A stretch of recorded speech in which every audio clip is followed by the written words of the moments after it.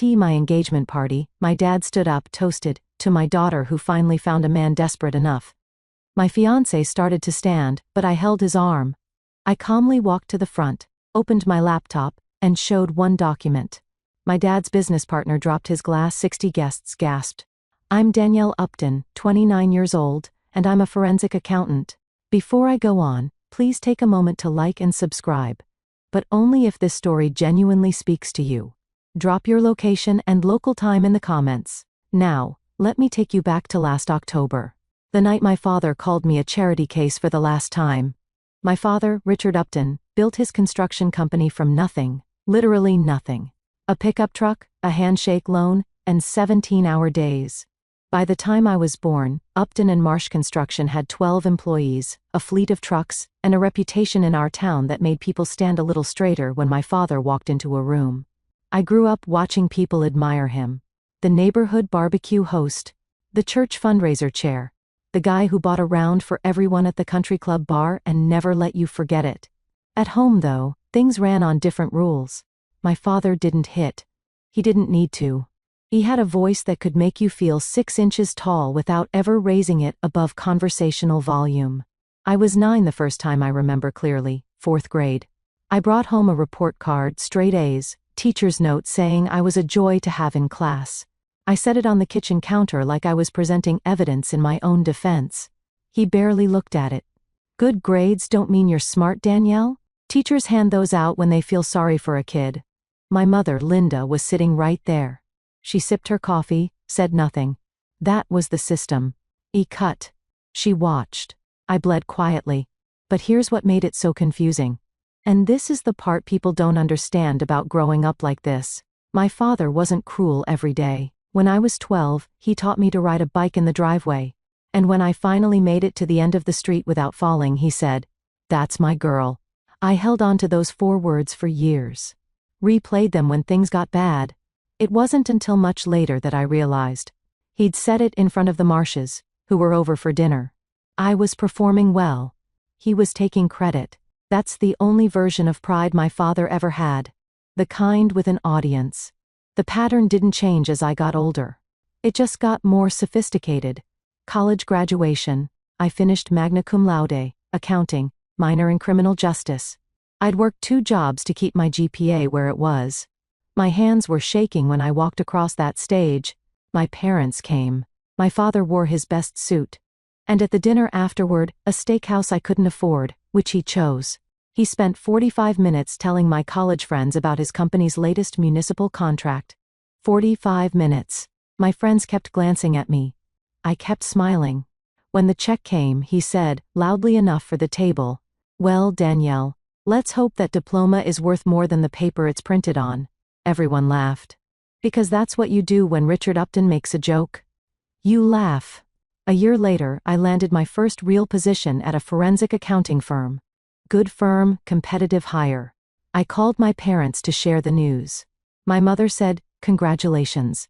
My father got on the line and said, "Let's hope you don't bankrupt them." I laughed. I said, "Thanks, Dad." I hung up.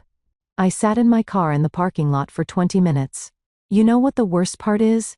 I thought that was normal. When cruelty is the water you swim in, you don't know you're drowning. You think that's just how the current moves. It wasn't until Nathan that someone finally held up a mirror. He said it on our 3rd date after I told a funny story about my father making a speech at my cousin's wedding, where he joked that I was next, if anyone would have her. Nathan didn't laugh. He set his fork down and looked at me. "Danielle, that's not normal. You know that, right?"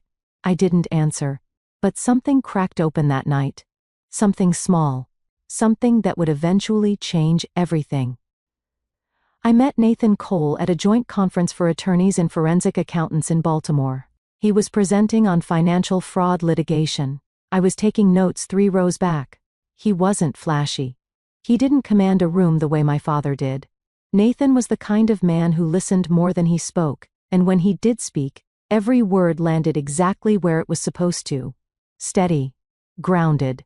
The opposite of everything I'd grown up around. We dated for 14 months before I brought him home to meet my parents. I should have known how it would go.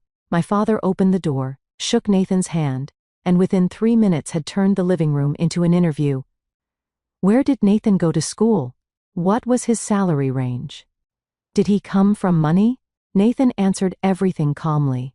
No defensiveness, no posturing, just honest, direct answers. Then my father leaned back in his chair and said, "I hope you're patient, son. My daughter is the kind who needs to be led." The room went quiet. My mother looked at her hands. I opened my mouth to say something. I don't even know what. But Nathan got there first. "With all due respect, sir, Danielle is the most capable person I've ever met. No heat, no aggression, just a fact, delivered like he was reading it off a page." My father didn't respond. He just stared at Nathan for a long 3 seconds, then changed the subject to football. But I saw it. The micro shift in his jaw, the flicker behind his eyes. Nathan wasn't afraid of him. And that, I realize now, was the beginning of the end. Because my father's entire system depended on everyone in the room being just a little bit afraid, and Nathan simply wasn't. The man I loved had just become my father's newest problem. Nathan proposed on a Sunday morning, no ring in a champagne glass, no skywriting. He made me coffee, sat across from me at our kitchen table and said, "I want the rest of my life to look exactly like this. Will you marry me?" I said yes before he finished the sentence. We wanted something small for the engagement party. 15, maybe 20 people. Our friends. A backyard. Some wine. Simple. My father had other plans. He called 2 days after the proposal. "I'm handling the party, Danielle. I've already booked the Whitfield." The Whitfield. A venue he used for his corporate events. Valet parking, marble floors, projector screens and surround sound for presentations. "Dad, we don't need all that." Nathan and I were thinking something casual.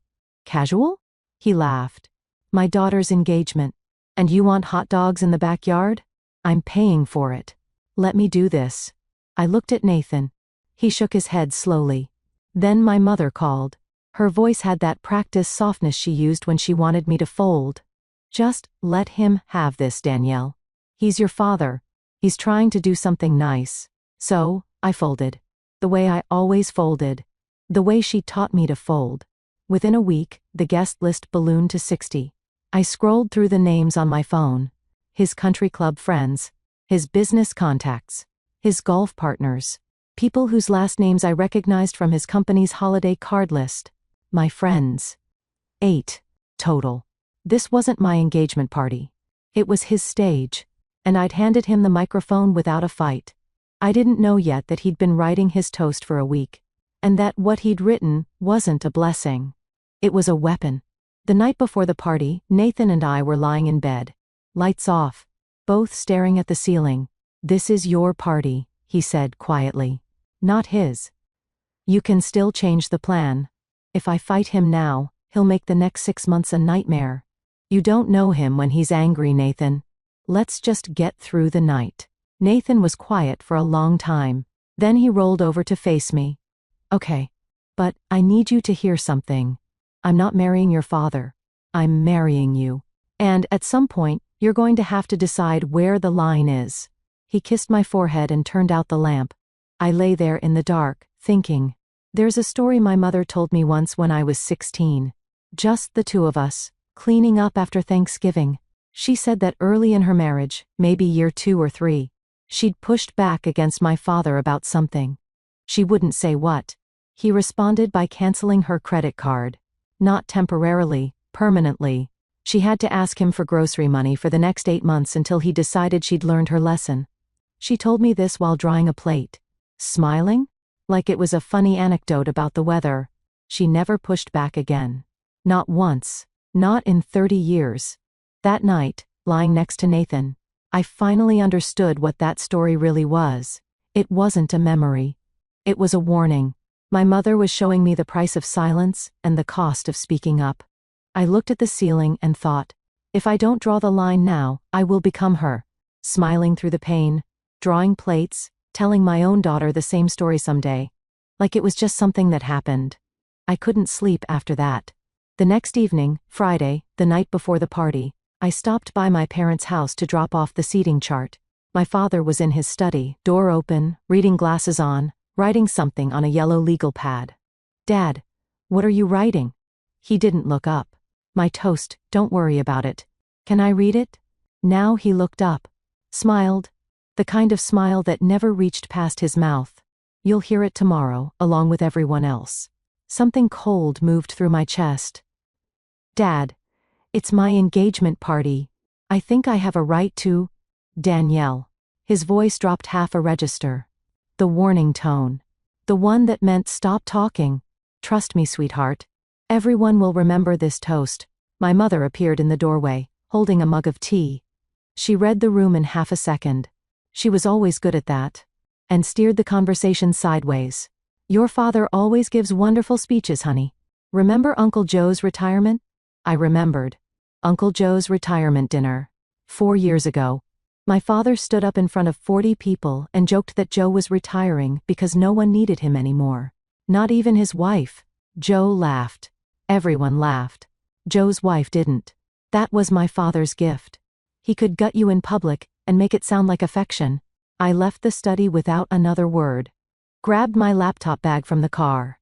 I had a client audit deadline Monday morning and needed to finalize files over the weekend. The bag went in the trunk. Bring the laptop to the party, Nathan had said earlier. You can work during setup. Send the file before dinner.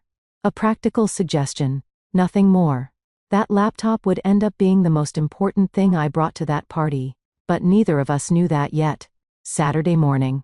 The day of the party.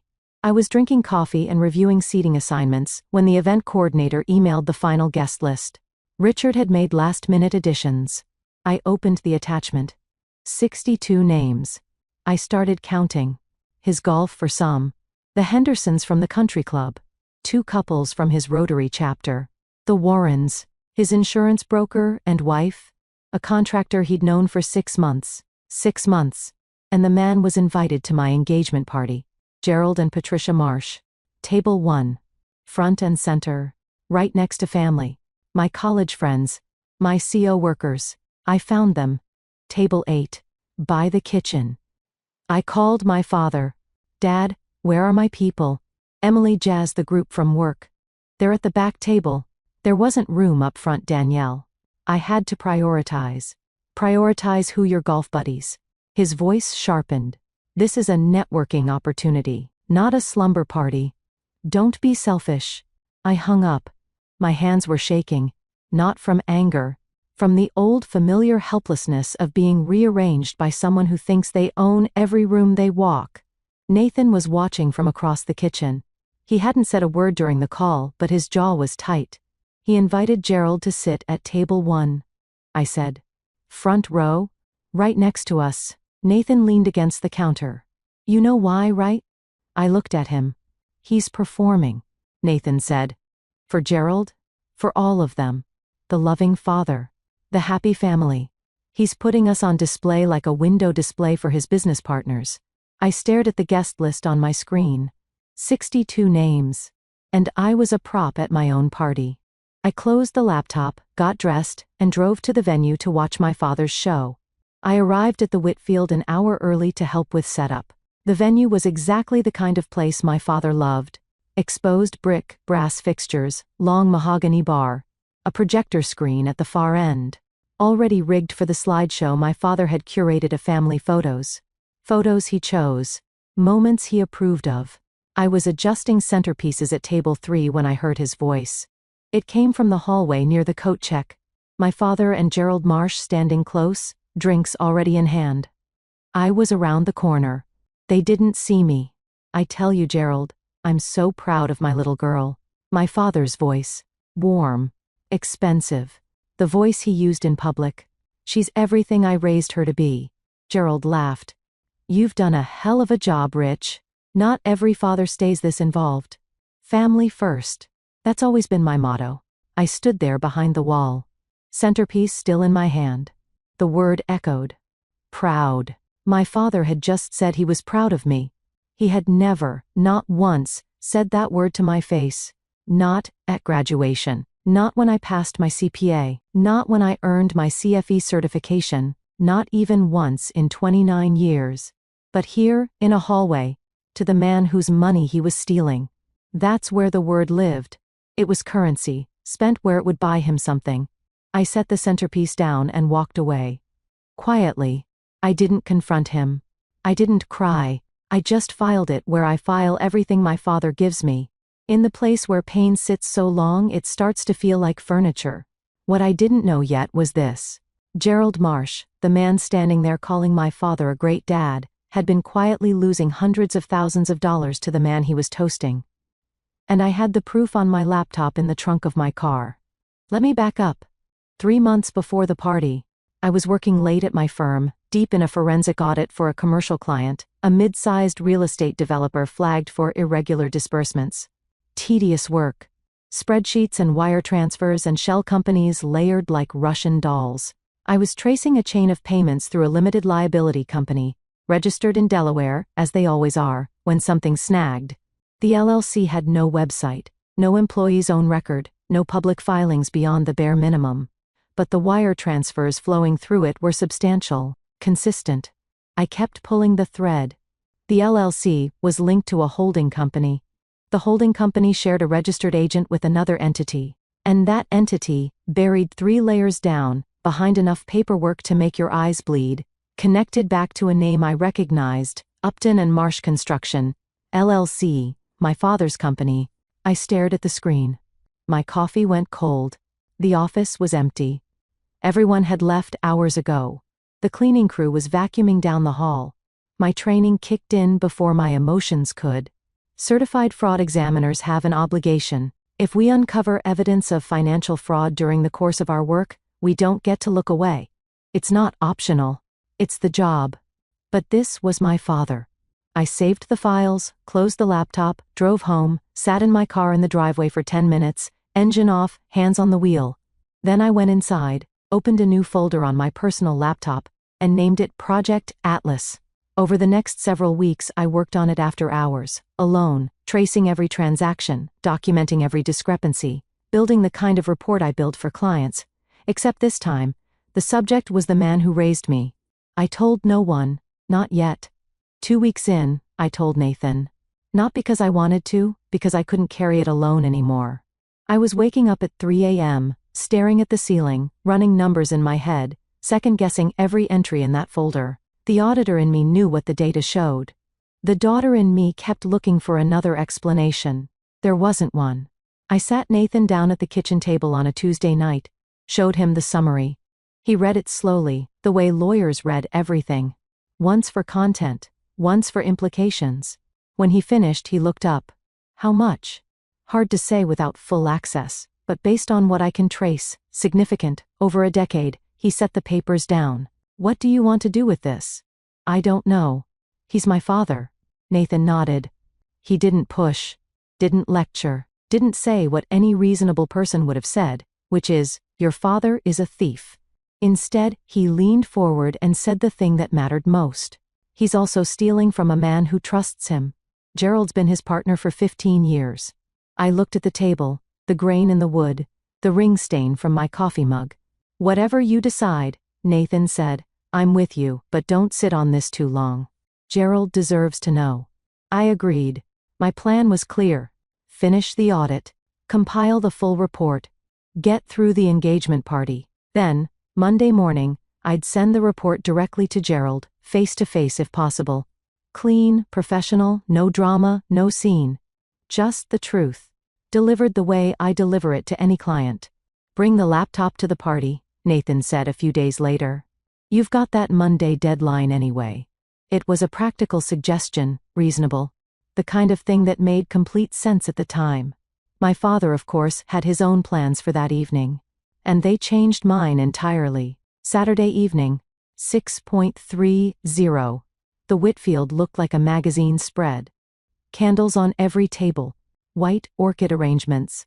A string quartet in the corner playing something soft and classical that I couldn't name.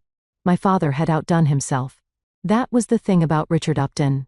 When he performed flawlessly. Nathan and I arrived together. I was wearing a cream silk dress I'd bought specifically for tonight. Nathan was in a navy suit. His hand steady on the small of my back as we walked through the double doors. My father met us in the foyer. He was already working the room, champagne in hand, handshake ready. There she is. He opened his arms. There's my beautiful girl. He hugged me, held it for 3 full seconds. His cologne was sharp and expensive. My body went rigid. My father never called me beautiful. Not at prom, not at graduation, not in 29 years of living under his roof. But here, in front of the arriving guests, in front of Gerald and Patricia Marsh, who were handing their coats to the attendant, I was suddenly his beautiful girl. I hugged him back. Because what else do you do? Gerald shook my hand warmly. Congratulations, Daniel. Your father hasn't stopped talking about this party for weeks. Thank you, Mr. Marsh. I'm glad you're here. And I meant it. Though not in the way he thought. Nathan squeezed my hand under the table once we sat down. I leaned into him and whispered, "He's performing." Nathan whispered back, "I know, just breathe." I looked around the room, 60 faces, candles flickering, wine pouring. My father moving from table to table like a candidate working a rally, shaking hands, clapping shoulders, laughing the big laugh. This was his night, not mine, not yet. Dinner was served at 7:15. My father had arranged the seating, so he was at the head of our table, table 1, with Gerald and Patricia to his right, my mother to his left, and Nathan and me across from them, like a tribunal. The food was excellent, the wine was expensive, and my father was in rare form. Somewhere between the salad course and the entree, he started telling stories, not about Nathan and me, about me. The greatest hits of Danielle's failures, repackaged as comedy. Did I ever tell you about the time Danielle failed her driving test? 3 times. He held up 3 fingers, laughter rippled down the table, and the cooking. Oh God, the cooking. She nearly burned the kitchen down making scrambled eggs, more laughter. Then he leaned in, conspiratorial, like he was sharing a secret. And her first boyfriend, what was his name? Danielle? Kevin? Kyle? He lasted about 4 months before he ran for the hills. The table laughed. My mother laughed.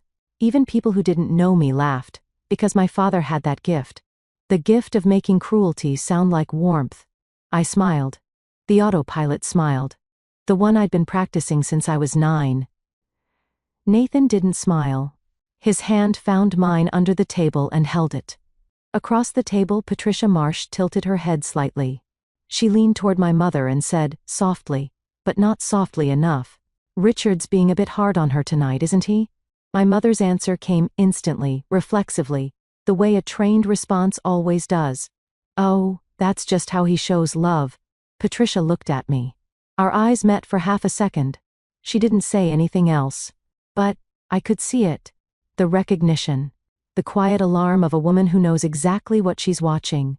She told me later, I knew right then. I just didn't know how bad it was about to get. 8:15. Dessert plates cleared. The string quartet paused. My father stood up.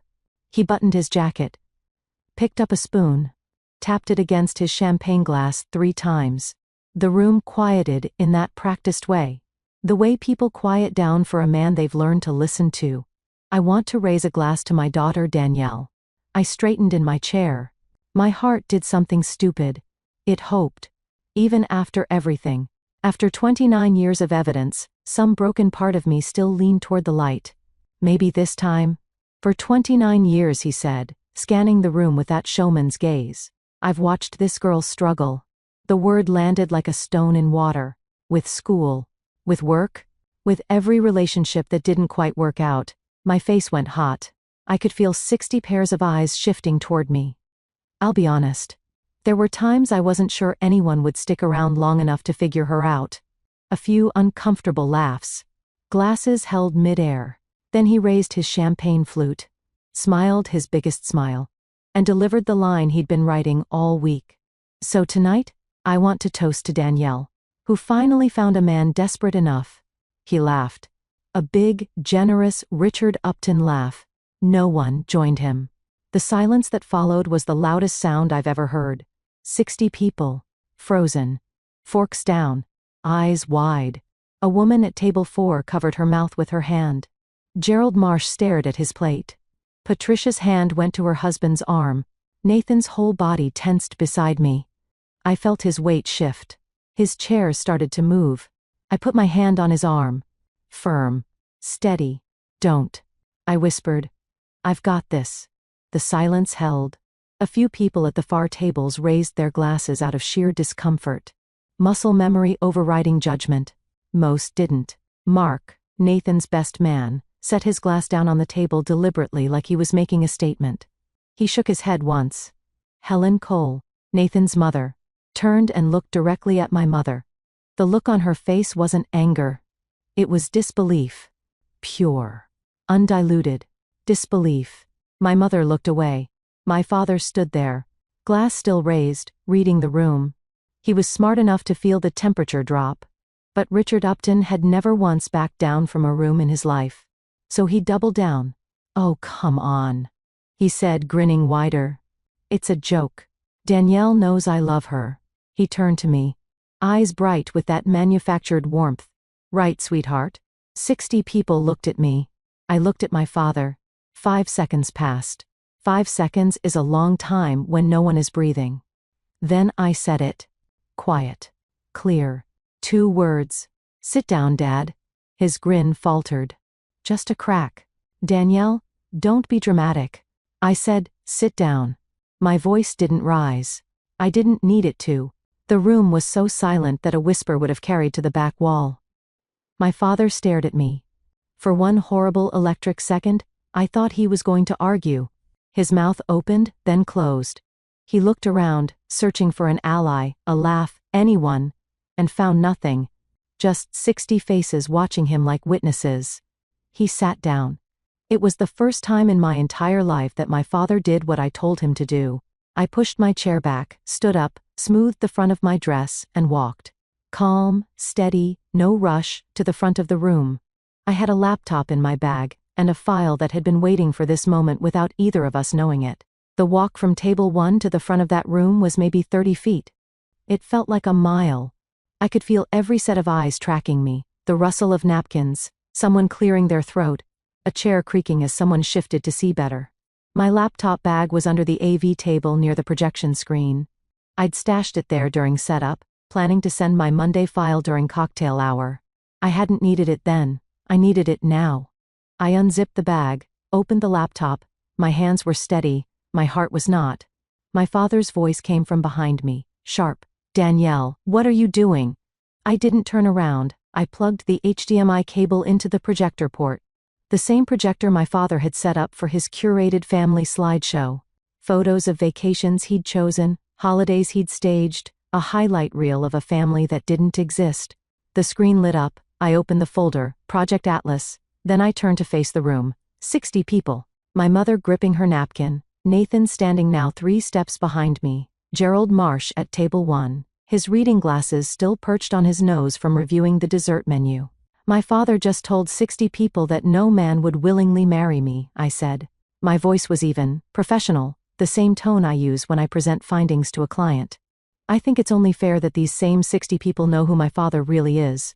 I clicked the file open. The first page filled the screen. White background, black text, a header that read, "Forensic Audit Summary. Unauthorized Fund Transfers. Upton and Marsh Construction, LLC." Gerald Marsh's champagne glass began to tilt in his hand. I didn't give a speech. I didn't need to. "This is a forensic audit report I compiled over the past 3 months," I said. "It documents a pattern of unauthorized fund transfers from the company my father co-owns with Mr. Gerald Marsh." I scrolled to the summary page. 3 columns, dates, amounts, destination accounts, a decade of transactions laid out in the clean clinical format I'd been trained to produce. The numbers spoke for themselves. My father shot to his feet. His chair scraped the marble floor with a sound that made 2 people flinch. "This is ridiculous." His voice was loud now. Loud in a way it never was in public. The indoor voice cracking open to show what lived underneath. "You don't know what you're talking about." I turned and looked at him directly. For the first time in 29 years, I looked at my father without flinching. "Dad, I'm a certified fraud examiner. This is literally what I do." The room didn't gasp. It was worse than that. It just absorbed. 60 people processing at once. I could see it moving across the tables like weather. The widened eyes. The hands reaching for phones. the couples leaning into each other to whisper. Then the sound. Glass on marble. Sharp. Gerald Marsh's champagne flute slipped from his fingers and shattered on the floor. The sound cracked through the silence like a gunshot. Patricia grabbed her husband's arm. Gerald. Gerald didn't look at her. He was staring at the screen. His face had gone gray. The kind of gray that comes when you're watching 15 years of trust dissolve in 15 seconds. Then he looked at my father, and the expression on Gerald Marsh's face. I'll never forget it. It wasn't anger. Not yet. It was the look of a man discovering that his house has been on fire for years and no one told him. My father moved fast. He always did, when the walls closed in. He stepped toward Gerald, both palms up, the peacemaker's pose. Gerald, listen to me. She's lying. She's angry. I made a joke she didn't like, and now she's making things up to humiliate me. Gerald raised one hand. Didn't stand. Didn't shout. Just one hand. Palm out. The way you stop traffic. Don't. One word. But his voice shook. And that single tremor carried more weight than anything my father had said all night. Gerald reached into his jacket pocket and pulled out his phone. He dialed a number. Right there. At table 1. In front of every person in that room. His voice was low but clear enough for the tables nearby to hear. Ray. It's Gerald. I need you in the office Monday morning. First thing. It's about the partnership. He hung up. Set the phone on the table. Didn't look at my father again. Richard spun toward my mother. His composure was cracking now. Visibly. In real time. Like ice under weight. Linda. Tell them she's lost her mind. Tell them. My mother sat perfectly still. Her hands were folded on the table. Her eyes were on her plate. She said nothing. The same silence she'd given me for 29 years. She finally gave it to him. And for the first time, her silence wasn't protection. It was permission. Chairs began scraping. Guests at the far tables stood quietly, reaching for coats and purses. No dramatic exits. Just the slow, unmistakable withdrawal of people who no longer wanted to be in the room. Nathan stepped up beside me. He didn't say a word. Just placed his hand gently between my shoulder blades. Then a voice came from table 2. Helen Cole, Nathan's mother, stood up. She walked over to me, took both my hands and hers and said, "I'm proud of you, sweetheart." 4 words. The exact 4 words I'd been waiting to hear from my father my entire life. They came from someone else's mother, and that somehow made them mean even more. Gerald stood up slowly. He steadied himself with one hand on the table. Not because he was weak, but because he was holding himself together. He walked to my father. The 2 men stood face to face in front of 60. No, maybe 50 now. Some had already slipped out. Witnesses. 15 years rich. Gerald's voice was quiet. Controlled. The voice of a man choosing his words because he knows a room full of people will remember every one of them. 15 years I trusted you. My father started talking fast. Gerald, let me explain. There's context here. The transfers were. It's a restructuring. My accountant advised. Your accountant. Gerald almost laughed. Almost? Your daughter is a forensic accountant, Richard, and she just showed me what your accountant was hiding. My father opened his mouth. Nothing came out. Gerald adjusted his jacket, straightened his tie. Then he said quietly and precisely, "My lawyer will be in touch Monday morning. Don't call me. Don't come to the office. Don't contact me." He turned to Patricia. She was already standing. Coat over her arm. Ready? They'd been married 35 years. She knew when it was time to go. But Patricia stopped. She walked to me, took my hand and squeezed it. "Thank you for telling the truth, Danielle. I know what it cost you." I nodded. My throat was too tight to speak. The Marshes walked out through the double doors. The room watched them go. No one tried to stop them. No one said goodbye to Richard. My father stood alone in the center of the room. The projector was still glowing behind him, casting the audit summary across his back like a shadow he couldn't shake. One by one, tables emptied. Coats collected. Cars started in the parking lot. Not a single person stopped to shake his hand on the way out. By 9 o'clock, the room was nearly empty. The string quartet had packed up 20 minutes ago. The waitstaff moved silently between tables, clearing plates from a dinner no one had finished. My mother sat at table 1. Same seat, same posture. She hadn't moved in 45 minutes. My father stood by the bar. Jacket off. Tie loose. He was holding a glass of whiskey he hadn't drunk. I closed my laptop, unplugged the HDMI cable, slid the laptop into my bag. My hands were trembling now.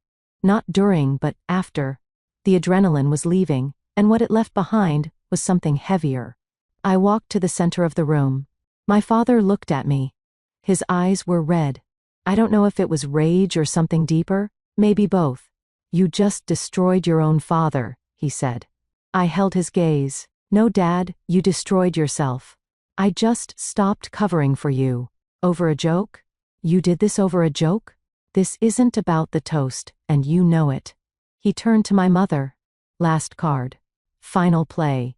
Linda, you're going to let her do this to me?"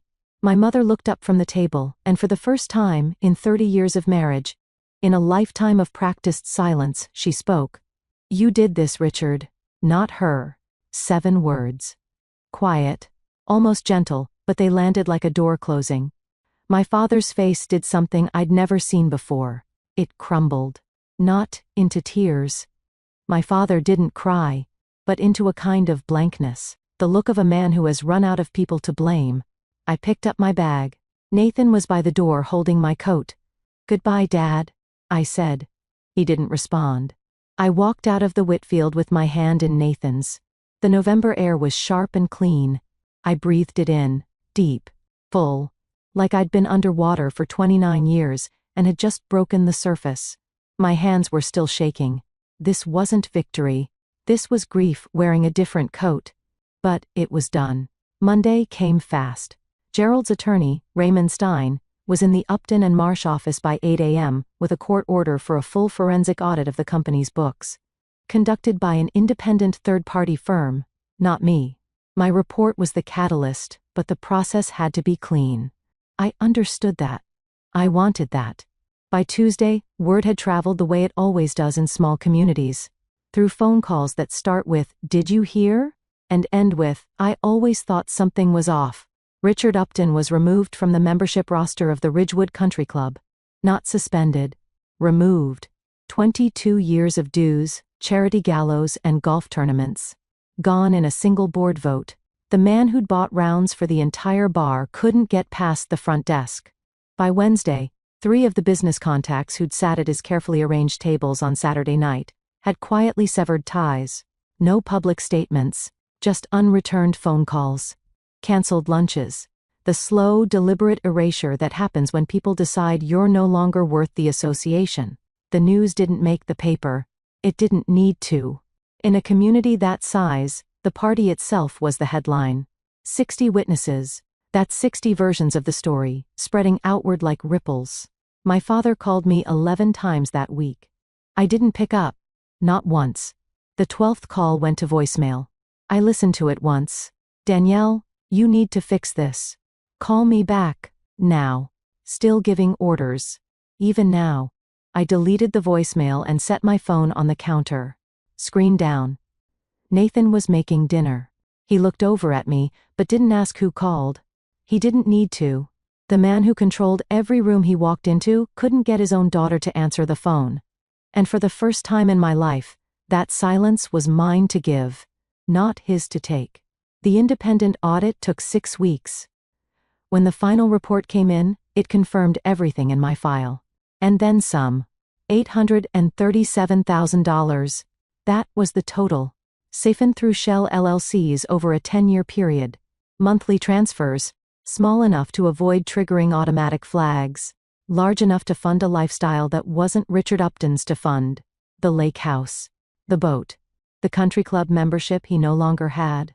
Gerald filed a civil lawsuit in January. Breach of fiduciary duty. Fraud. Conversion of partnership assets.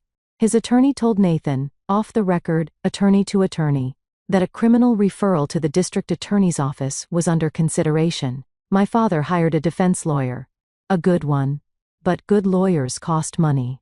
and my father's liquid assets were frozen pending the outcome of the civil case. He burned through his personal savings in the first 2 months. By March, Upton and March construction was suspended, operations halted, contracts voided. The 12 employees my father used to brag about were collecting unemployment. Then the lake house went up for sale. I saw the listing online. The same house where my father hosted 4th of July barbecues, where he held court on the back deck with a beer in his hand, telling everyone within earshot how he'd built everything from nothing. Turns out a lot of that everything belonged to Gerald. Nathan showed me the listing one evening. I looked at it for 10 seconds, then closed the tab. "You okay?" he asked.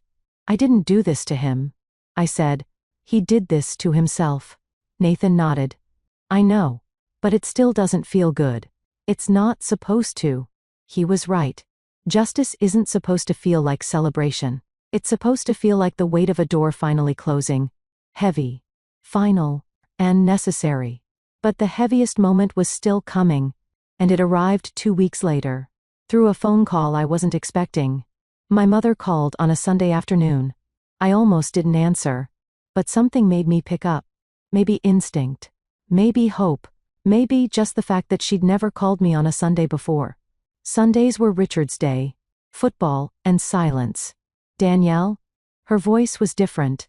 Smaller, but somehow clearer, like she'd finally taken something heavy off her chest. "Hi, Mom?" A long pause. I could hear her breathing. Then, I should have said something 30 years ago. "I'm sorry." I closed my eyes, leaned against the kitchen counter, the words I'd waited my entire life to hear. And they came wrapped in 30 years of regret. "I saw what he did to you," she continued. "Every time. And I told myself it was his way of caring. That's what I told myself, Danielle. Because the alternative, admitting I'd let my daughter be hurt by her own father, was too much." "Mom, let me finish. Please?" Her voice cracked. "What you did at that party, standing up like that. I've never been that brave. Not once in my life. And watching you. It broke something open in me. I didn't say it's okay. Because it wasn't. Not yet. Maybe not for a long time. What I said was, I love you, Mom. But love isn't enough. Not anymore. I need you to show me." She was quiet then. "I started seeing someone, a therapist. Last week was my first session." I pressed my hand to my mouth. My eyes burned. "That's a good start, Mom." We talked for 20 more minutes. Carefully. The way you walk across thin ice, aware of every step. Aware it could crack. But moving forward, 2 days later, I received a text from my father. Just one. The last communication I'd ever get from Richard Upton. "You chose a stranger over your own blood." I read it twice. Then I understood. And it was the final confirmation I needed. Gerald Marsh. His partner of 15 years. His friend. The man whose money he stole. My father still called him a stranger. Richard Upton didn't know what trust was. He only understood control. And when control was gone, he had nothing left. I deleted the text. And I didn't look back. 6 months after the party, Nathan and I hosted our own celebration. Not at the Whitfield, not at any venue. In Nathan's parents' backyard. 15 people. String lights from the hardware store. Burgers on the grill. A Bluetooth speaker playing a playlist Nathan and I had made together on a lazy Sunday morning. No projector, no slideshow, no seating chart.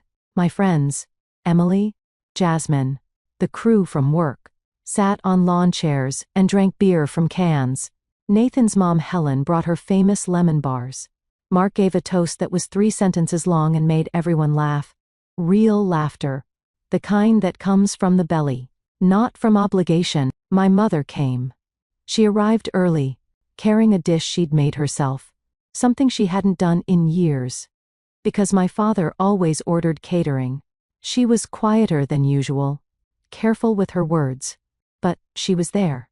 Present. Trying. My father was not invited. Halfway through the evening the doorbell rang. A delivery. Flowers. A massive arrangement of white peonies. With a card. I opened it. To Danielle. The most honest person I've ever known. Congratulations, Gerald and Patricia Marsh. I stood in the doorway holding that card for a long time. Nathan came up behind me. You okay? Yeah, I said. I spent 29 years trying to earn one word from my father. And here's Gerald Marsh giving me something my dad never could. Nathan put his arm around me. Some people build. Some people take. You can't change which one your father chose to be. I pressed my face into his shoulder. And I cried. The first time since the party. Real, messy, ugly tears. Not because I was sad exactly, but because something that had been locked tight for 29 years had finally opened. And everything inside needed somewhere to go. 15 people who actually wanted to be there. That's all I ever needed. People ask me if I regret it.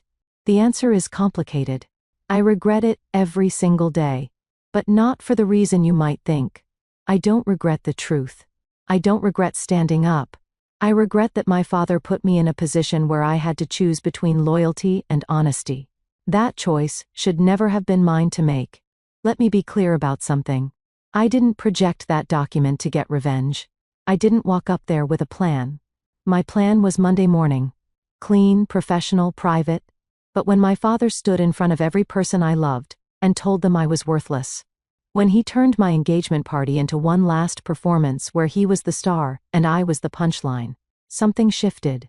Not anger, something deeper. The realization that if I sat down and swallowed this, I would swallow everything. Forever. I was tired of swallowing. The truth is, I'd been silent about two things. How my father treated me. And what my father had done to Gerald. And in that moment I understood that the silence was the same. The silence about the abuse and the silence about the fraud came from the same place. Fear. Fear of losing a father who was never really mine to begin with. Silence isn't loyalty. Silence is complicity. I learned that at a dinner party while watching my mother fold her napkin and smile. If you're listening to this and something about it feels familiar, if you know what it's like to sit at a table and shrink yourself so someone else can feel big, I'm not going to tell you what to do. That's not my place. But I will tell you this. Setting a boundary with your family doesn't mean you don't love them. It means you love yourself enough to say, I won't accept this anymore. And sometimes that's the bravest sentence a person can speak. Here's where I am now. Nathan and I are getting married next month. Small ceremony. 30 guests. Every single one of them chosen by us. No one volunteered to take over the planning. No one needed to. My mother is still in therapy. We talk once a week, sometimes twice. It's careful, those conversations. Like learning to walk again after a long time in a wheelchair. She's not the mother I needed when I was 9. But she's trying to be the mother I need now. And I'm learning to let her. Gerald's civil case is moving through the courts. I don't follow the details. I gave my deposition last month. Professional, fact-based, no emotion. Just the numbers. The numbers are enough. Richard sold the lake house. I heard through a cousin that he's renting an apartment on the east side of town. Alone. Linda moved in with her sister in February. My father hasn't contacted me since that text message. I don't expect him to. The man who spent 29 years controlling every conversation finally ran into one he couldn't manage. I'm not a hero. I want you to know that. I'm not some warrior who planned the perfect takedown. I'm a woman who got pushed too far on the wrong night, and happened to have the evidence to push back. That's the whole story. Some days I wake up and miss my father. Not the real one. The one I invented. The version who taught me to ride a bike and meant it. The version who said proud and wasn't performing. That father never existed. But the grief is real. If you're watching this and you know what it's like to mourn someone who's still alive, I see you. And I hope you know. You're allowed to grieve and move forward at the same time. I'm not a hero. I'm just someone who finally told the truth. And the truth, it turns out, was enough. If Danielle's story stayed with you, drop a comment. Have you ever had to choose between loyalty and truth, or just type, I choose me? That's enough. If this is your first time here, hit subscribe. I share stories like this every week. Real people, real moments, real boundaries. There's another one waiting for you in the description. I think you'll feel it. I'll see you there.